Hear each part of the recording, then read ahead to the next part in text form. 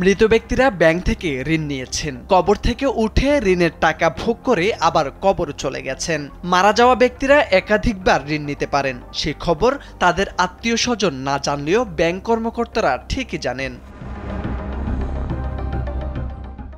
স্বাধীনতার বহু বছর আগে মারা যাওয়া ৫ জন ও স্বাধীনতার পরে মারা যাওয়া এমন একজনের খবর পাওয়া গেছে, যারা কৃষি ব্যাংক থেকে ঋণ নিয়েছেন ২০১৪ ও ১৫ সালে।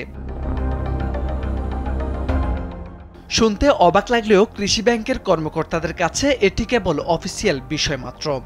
ঋণ পরিশোধের তাগাদা দিতে নিয়ম করে তাদের বাড়িতে পাঠানো হচ্ছে নোটিশ। এবার ব্যাংকও আপনার হাতের মুঠোয়। Balance transfer, mobile recharge, bill pay থেকে শুরু করে যা চান সব হবে এক মুহূর্তে। NRBC planet.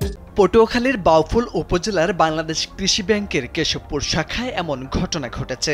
ঋণগ্রহীতা ব্যক্তিদের সবার বাড়ি উপজেলার সূর্যমণি ইউনিয়নের কালিকাপুর গ্রামে। ভুক্তভোগী ও তাদের স্বজনরা ব্যাংক শাখায় যোগাযোগ করলে সঠিক সমাধান দিতে পারেননি তারা। কর্তৃপক্ষ জানান, বিষয়টি সুরাহা করতে গঠন করা হয়েছে তদন্ত কমিটি। ১৯৮৪ সালে ১১ ডিসেম্বর বাংলাদেশ কৃষি ব্যাংকের কেশবপুর শাখার কার্যক্রম শুরু হয়। ব্যাংকের তথ্য অনুযায়ী কালিকাপুর গ্রামের কেতাবউদ্দিন হাওলাদারের ৩ ছেলে জাবেদ আলী, হজরত আলী ও রহমত আলী ২০১৪ সালে ওই শাখা থেকে ঋণ নিয়েছেন। তাদের মধ্যে জাবেদ আলীর নামে ২৫ ও ৩০,০০০ টাকার দুটি, হজরত আলীর নামে ৪৫,০০০ ও রহমত আলীর নামে ৫০,০০০ টাকার ঋণ নেওয়ার কথা বলা হয়েছে। কিন্তু জাবেদ আলী ১৯৬০ সালে, হজরত আলী ১৯৬৫ সালে ও রহমত আলী ১৯৬৬ সালে মারা যান। কৃষি ব্যাংক থেকে, কিন্তু আমার বাবাই মারা গেছে আরো ৮০ বছর আগে। আমার বয়স প্রায় ৮০। এই বাবাই মারা গেছে, বাবার নামে একটা লোন। কি করি হইলে এই লোন তো আমরা আনি নাই, এই ব্যাপার তো আমরা কিছু জানি না। একই আজগবি ঘটনা, আল্লাহ তাআলা একই দেশে হইলে। অন্যদিকে কালিকাপুর গ্রামের ৪৪ বছর বয়সী বাবুল মৃধা থাকেন ঢাকায়। কৃষি ব্যাংকে তিনি কোনোদিন ঢুকেও দেখেননি, অথচ তার নামে কেশবপুর শাখা থেকে ২০১৪ সালে ১৭,০০০ টাকা ঋণ উত্তোলন করা হয়েছে। তার ছোট ভাই ফারুক হোসেন মৃধার বয়স ৪২, তার নামেও ৭৫ ও ১৭,০০০ টাকার দুটি ঋণ তোলা হয়েছে।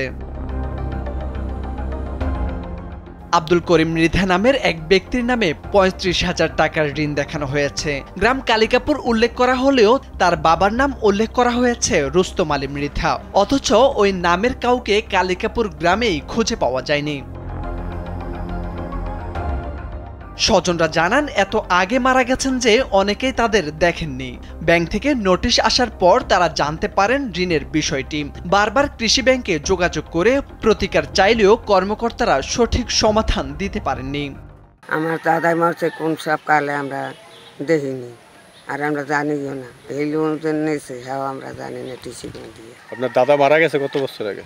হ্যাঁ, কিন্তু যাদের নামে লোনটা নেওয়া হয়েছে তারা কমপক্ষে কেউ ৫০, কেউ ৬০, কেউ ৭০ বছর আগে মারা গেছে, এবং এরা একটা চক্র মিললে ব্যাংক থেকে করিয়া তারা এই কাজটা করছে। কিন্তু যে লোকের নামে লোন আনছে তারা আমার জন্মের আগেও মারা গেছে। ২০১৪ সালে কেশবপুর শাখার মাঠ কর্মকর্তা ছিলেন মোহাম্মদ শফিউর রহমান। ৫ বছর আগে তিনি অবসরে গেছেন। তার দাবি, তিনি কোনো মৃত ব্যক্তি কিংবা বেনামে কারো ঠিকানা ব্যবহার করে ঋণ সুপারিশ করেননি। তবে কৃষি ব্যাংকের কেশবপুর শাখার বর্তমান ব্যবস্থাপক জানান, গত সপ্তাহে কয়েকজন বিষয়টি তাকে জানান। তারা ২০২০ সালে ঋণ পরিশোধের নোটিশ পেয়েছেন। ৪-৫ জন লোক এসেছেন, তারা এসে তাদের অভিযোগ ছিল এরকম যে তারা অত্র শাখা থেকে লোন পরিশোধের জন্য নোটিশ পেয়েছিল ২০২১ সালে, কিন্তু তাদের বক্তব্য হচ্ছে তারা লোনগুলো গ্রহণ করেন নাই।